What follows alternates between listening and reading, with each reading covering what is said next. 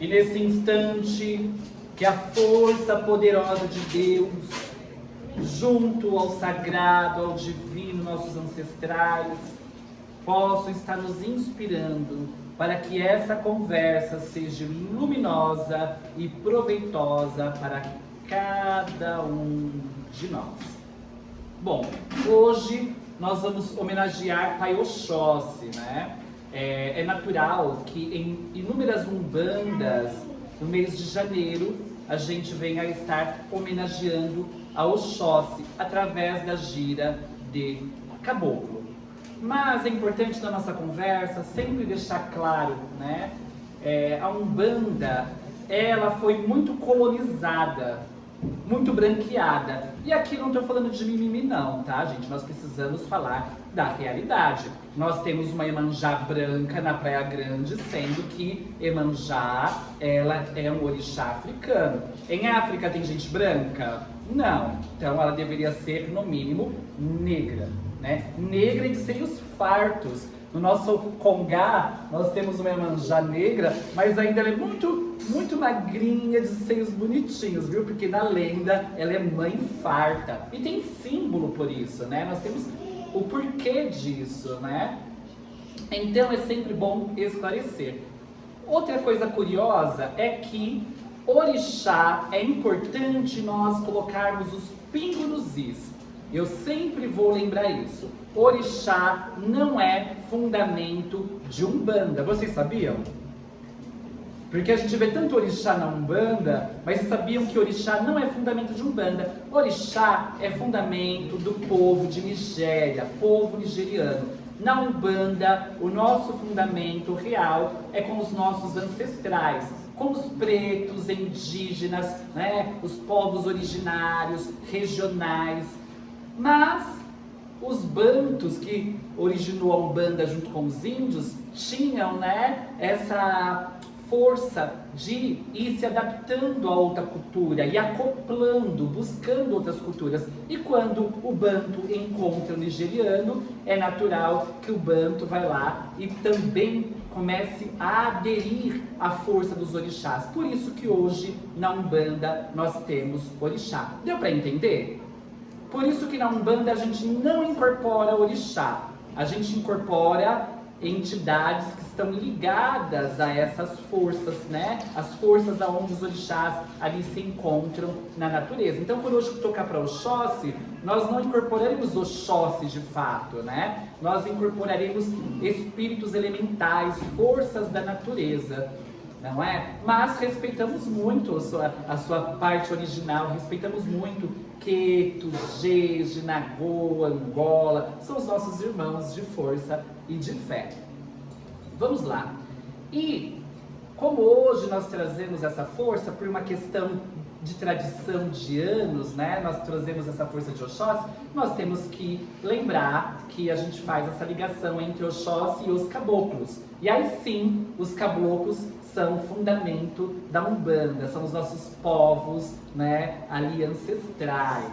E aí hoje eu quero falar sobre um indígena. Semana passada eu repeti muito índio, tá? Toda vez que eu falar índio, gente, eu levanto a mão para me corrigir. Não se fala índio, tá? A palavra índio, se você colocar ali no Google, vai aparecer como um elemento da tabela periódica, tá? Então, na verdade, é indígena, que significa povos originários. Então, hoje eu quero falar de Sapé Araju. É um indígena nascido no século XVIII, lá no sul, entre o povo Guarani. Ele nasceu ali nos Sete Povos das Missões. O que é Sete Povos das Missões, pessoal? São aldeias que se ajuntaram com os jesuítas, bem ali na fase da colonização. Mas os jesuítas, embora, né, trazia ainda para os indígenas aquela questão, né, da catequese, de acoplar o cristianismo, os jesuítas ainda eram um dos menos piores ali, acolhiam de fato os indígenas, pelo menos a maioria, né? E aí tinha esses Sete Povos das Missões, que eram aldeias bem localizadas, equilibradas, que tinham toda uma estrutura. E é importante nós lembrar que para o indígena, a terra é de extrema importância, ela tem história. Aquela oca montada ali no centro, ela tem fundamento, ela tem força, ela tem poder. A cosmovisão deles, a maneira de enxergar o mundo deles é totalmente territorial, né? Eles precisam daquele fundamento da terra. E aí, bem ali no século XVIII, tinha aquela confusão de tratado entre Espanha e Portugal, que eram grandes nações. E quais esses tratados, né? Cada hora um tomava conta de uma parte, era uma confusão danada. E aí, quando surge o Tratado de Madrid, esses indígenas, esses 7 povos das missões, vão ter que ser retirados, porque Espanha e Portugal, lá do outro lado do continente, não basta invadir, né? Porque não houve um descobrimento desta terra, né? Houve uma invasão. Então não basta só invadir, é preciso perturbar. Então o que esse tratado diz? Que esses indígenas precisariam sair deste local e para o outro.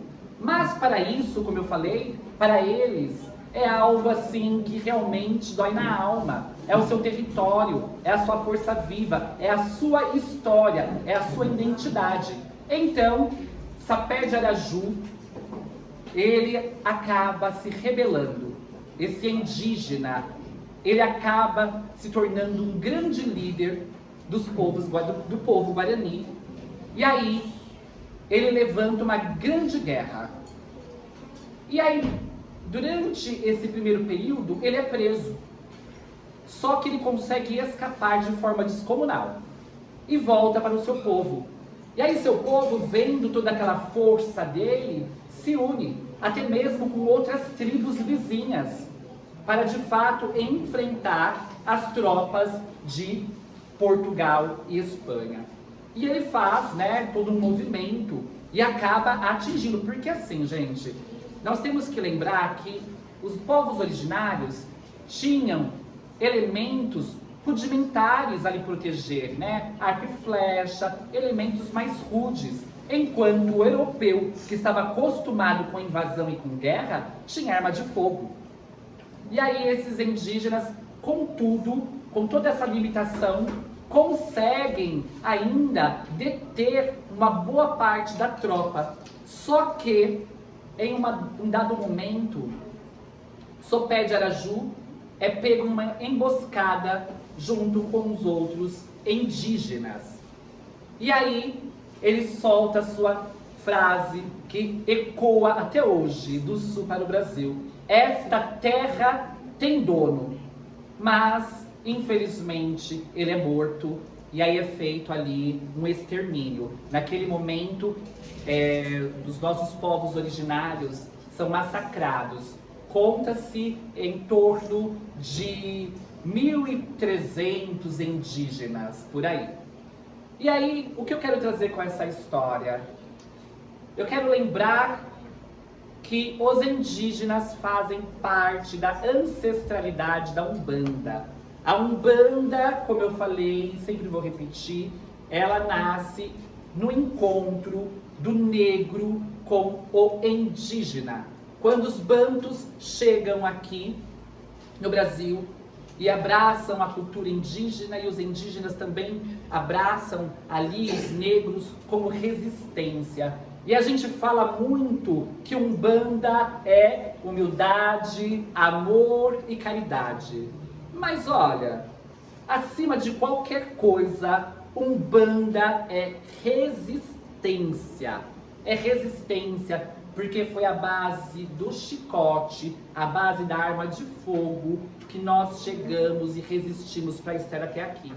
Semana passada eu lembrei que até a época do terreiro da minha avó era preso, muitos terreiros eram fechados, porque a polícia via-se na macumba algo de vagabundagem, feitiço negativo e errôneo. Então nós precisamos resistir muito para estar aqui. Se hoje a gente pode sentar aqui para escutar essa conversa, ter o axé dos guias de uma maneira mais em paz, é porque houve muita luta. Muita luta. E hoje eu quero estar lembrando essa luta através deste indígena, né? Sapé de Araju. É importante, porque eles sabiam que tinha um risco gigantesco deste extermínio. Porque lutar contra a arma de fogo, através de arco e flecha, mas eles traziam dentro de si uma força maior. A cosmovisão deles, o que é cosmovisão? É a forma com que a gente enxerga a vida. Então, a forma com que eles enxergavam a vida não permitiria que eles fossem removidos dali, porque a terra para eles era sagrada, era divina, tinha história. Então, eles tiveram essa resistência mesmo diante de riscos gigantescos da morte, como de fato houve. Mas a sua frase ecoa até hoje: esta terra tem dono. E como somos umbandistas ou simpatizantes, né, da Umbanda, eu quero perguntar: aonde está a nossa resistência diante da vida? Aonde está? Será que estamos aptos a enfrentar de forma corajosa as vicissitudes da vida, os desafios da vida? Porque outrora era o tratado entre Espanha e Portugal que desafiava aquelas comunidades indígenas. E hoje encontramos outros desafios também, muitos outros. E muitas vezes mascarados. Por isso que é preciso ter muita vigilância em nossa mente, em nossas emoções. A vida não está fácil para absolutamente ninguém. Seja pobre, seja rico, a vida não tem sido fácil. Cada um de nós temos tido desafios desavassaladores e é preciso resistir. Vamos nos abandonar no meio do caminho? Vai valer a pena ficar ali estirado no meio do caminho? Temos que seguir em frente. Então que possamos tomar essa força dos nossos ancestrais, sejam negros, sejam indígenas.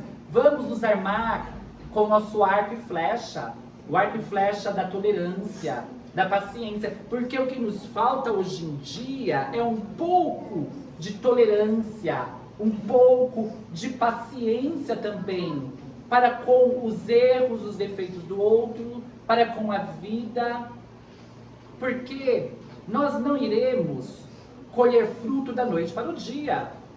Nós temos que aprender com a mãe natureza.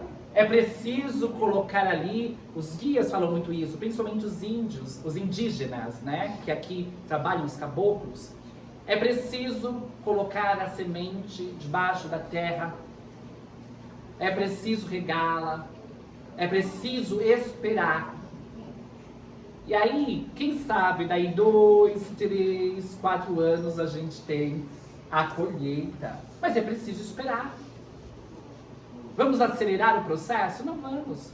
E no final de tudo, dependeremos de uma força maior, de Deus. De Deus. E Deus não joga dados. Deus não brinca com os seus filhos. Ah, mas por que então eu estou passando por essa dificuldade? Eu rezo tanto, eu sou uma pessoa tão boa. Olha, nós não somos cristãos, mas eu amo muitas frases do Mestre Jesus, que também temos total respeito, né? E aí Jesus, eu lembro que Jesus, uma das frases de Jesus é: bom só um, que Deus que está no céu. Realmente, ninguém aqui é bom. Nós temos atitudes boas, nós temos movimentos bons, mas trazemos ainda dentro de nós muita obscuridade. Nós trazemos dentro de nós muitos desalinhos e está tudo bem. Porque se nós fôssemos de fato seres tão luminosos, nós seríamos esses ancestrais, nós tínhamos se ancestralizado, nós tínhamos nos tornado espíritos mais luminosos. Porque esses ancestrais que ora vêm são espíritos de profunda luz que vêm nos ensinar.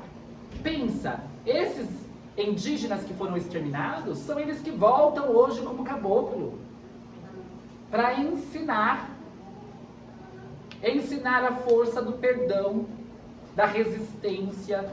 Porque quando eu falo de perdão, eu gosto de lembrar que o perdão não liberta o devedor. O perdão liberta os nossos sentimentos, a nossa alma. Sabe por quê? É tão difícil odiar alguém, é cansativo. Você precisa ficar alimentando aquele sentimento o tempo todo. Cabe? Vale a pena? Você já foi maltratado pelo outro. Vale a pena ainda seguir remoendo esse sentimento? Entrega na mão do universo. Exu dá caminho. Exu dá caminho. E quando eu falo que Exu dá caminho, não estou falando que Exu aqui vai quebrar a perna do outro, pelo amor de Deus. Exu dá caminho para nós, para nossa vida, que o outro siga a vida dele. Isso é resistência, é resistir no equilíbrio. O que nós precisamos hoje é resistir no nosso equilíbrio. Não permitir que as vicissitudes da vida, que as perturbações da vida tirem a nossa paz. E isso estou falando para mim mesma, porque tem hora que eu tenho vontade de dar um tiro em alguém. Mas, como eu não quero perder meu réu primário, eu continuo resistindo. Precisamos resistir ao vício, precisamos resistir às perturbações que chegam. E elas chegam, às vezes, de forma a nos espizinhar. Porque tem hora que nós estamos passando por provações de todos os cantos, parece que vem bombardeio, parece que realmente a Espanha e Portugal se ajuntaram para acabar com a gente, né? Parece que tem hora que a gente se vê no mato sem cachorro, muito menos coelho. Mas é nessas horas que nós vamos dar um abraço nos nossos ancestrais, através da gira. Por isso que a Umbanda existe e resiste, não por simplesmente amor e caridade. A Umbanda existe e resiste para confortar e sustentar a sua comunidade. O que fazemos aqui não é caridade. O que fazemos aqui é troca. Porque devemos lembrar que a vida é feita de troca. A Umbanda tratando a comunidade vai responder melhor, mais harmônica, mais equilibrada, mais resistente ao mal. E isso vai espalhando o bem para onde quer que nós estejamos. E vai transformando a sociedade em um ambiente melhor. Por isso que trazemos o amparo através dos guias, para poder fazer com que a sociedade se torne melhor. Então, quando estiver cansado, chame os guias, chame o caboclo, chame o preto velho, chame os baianos, chame as crianças que dão força viva a cada um de nós. Então não importa o seu problema, não importa o seu desalinho, resista, mesmo sucumbindo diante da morte, mesmo sucumbindo igual Sapé de Araju. Sabia que teria morte, mas resistiu, porque a sua cosmovisão, a sua maneira de enxergar a vida, o levava a essa impetuosidade, a essa força viva. Então, que possamos resistir sempre. E que o trabalho de hoje seja de muita força, de muito equilíbrio e de muito axé na vida de cada um de vocês. Axé.